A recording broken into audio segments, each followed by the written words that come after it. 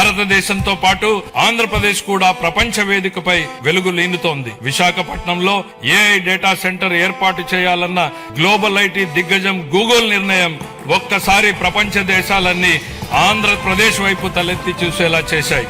దాన్ని బాహుబలి ఒప్పందంగా పేర్కొనవచ్చు. ప్రపంచ పెట్టుబడులకు గమ్యస్థానం ఆంధ్రప్రదేశ్ అని ఆ ఒప్పందం రుజువు చేసింది.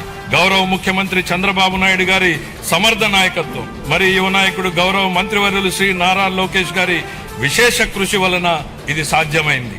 ఇంతేకాదు, రాష్ట్రంలో పెట్టుబడులు వస్తున్నాయి, ప్రభుత్వంపై నమ్మకం పెరిగింది అంటే అది గౌరవ ముఖ్యమంత్రి గారి దార్శనికత పాలన మరియు గౌరవ ఉప ముఖ్యమంత్రి శ్రీ పవన్ కళ్యాణ్ గారి విశ్వసనీయ భాగస్వామ్యం వల్లనే సాధ్యమైంది.